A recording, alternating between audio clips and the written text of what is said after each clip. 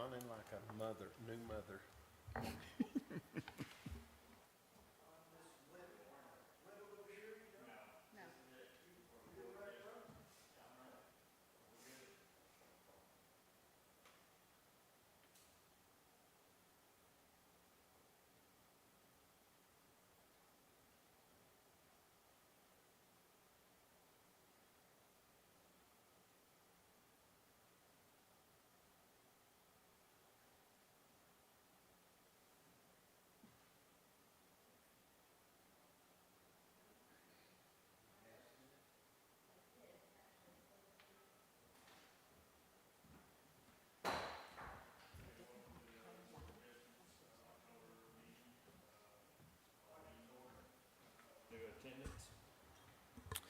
Linda Miller.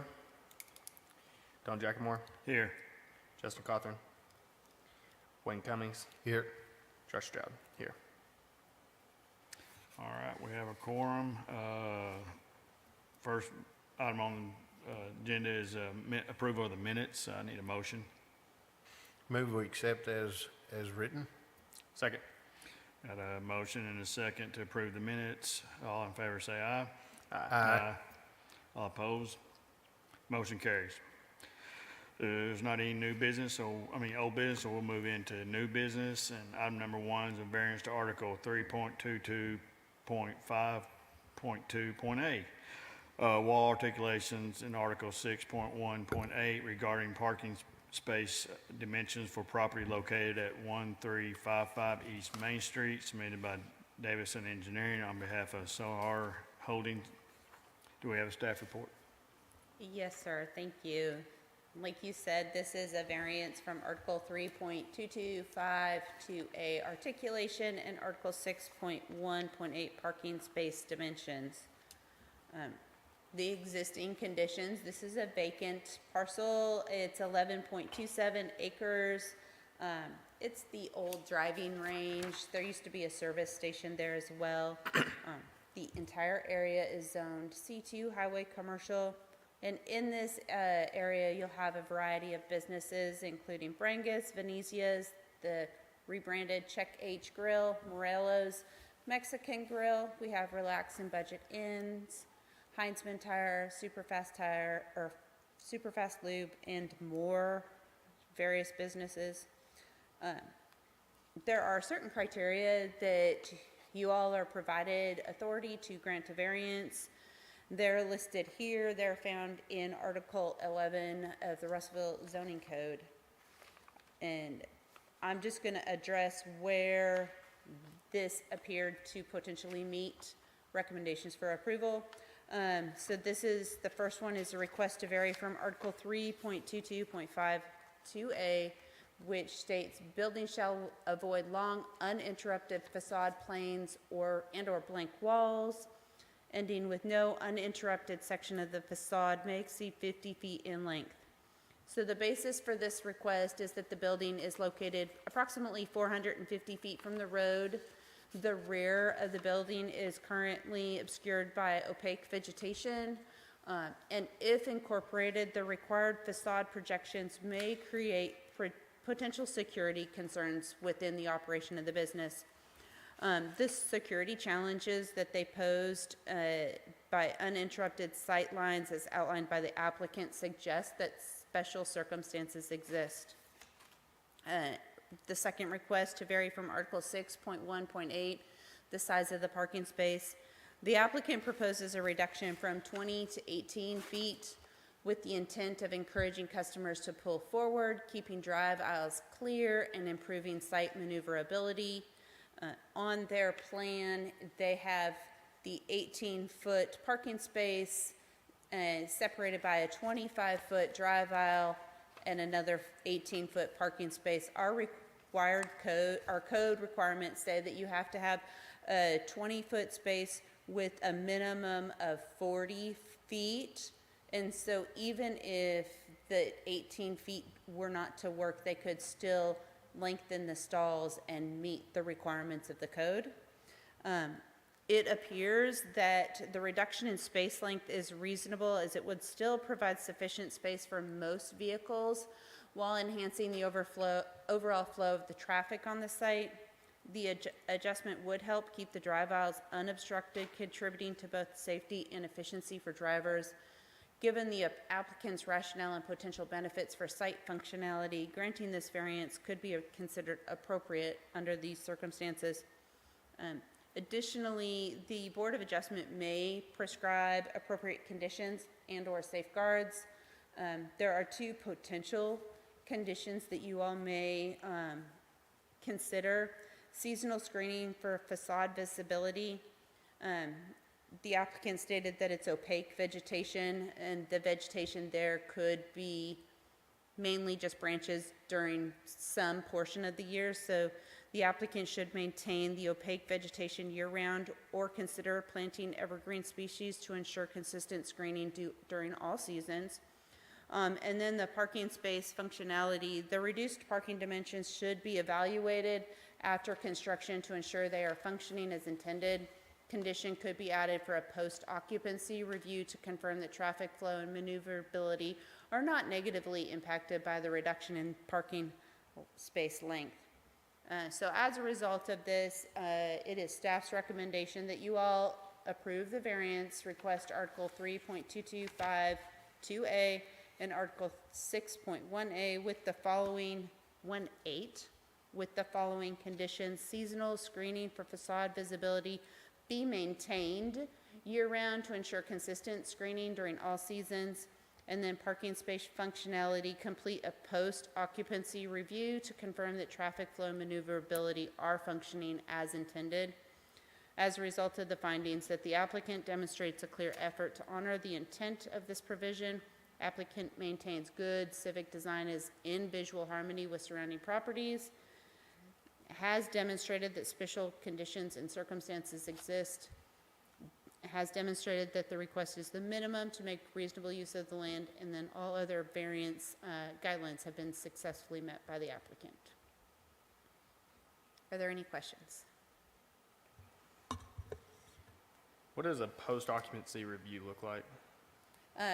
It would be a review of the parking lot by staff to confirm that people are moving into, that there's sufficient traffic flow.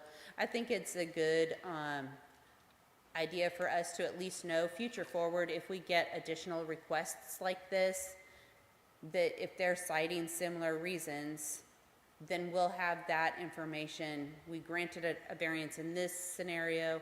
That condition wouldn't really require anything of the applicant to do. It's more for us to make sure that we're doing that, and they can request us to do that after they've got the certificate of occupancy, after everything's going, so that we know future forward for future requests. So it's not like we're gonna ask them to repaint all of it if we had a problem with it. I suppose we could potentially go back, but that's not what this condition is intended to do, and this condition doesn't actually say that we would require anything of them. It's just so we can confirm maneuverability. So it's just kind of a setting a baseline for future situations. Yes, sir. And it's more information for us, Yes, sir. essentially. Okay. All right, thank you. We have a visitor that wants to speak on this. Good. I believe I'm good on speaking on the matter. They represented it quite well. All right, thank you. All right, any discussion? If not, I will need a motion. I move that we approve this motion with conditions. Okay, we got a motion to approve as presented with the conditions. I need a second. Just to clarify, the conditions, is it 1 and 2, or are you? Both, yes, 1 and 2. What the recommendation is for approval with the 2 conditions that are listed.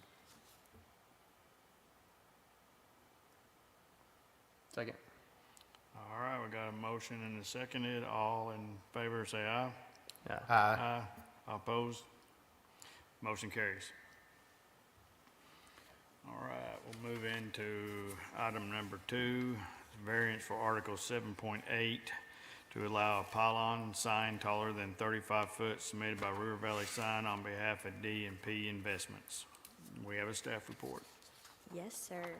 So this is a variance located at 105 East Harold Drive. It is the location of Old South. The existing conditions, as stated, this is at 105 East Harold Drive.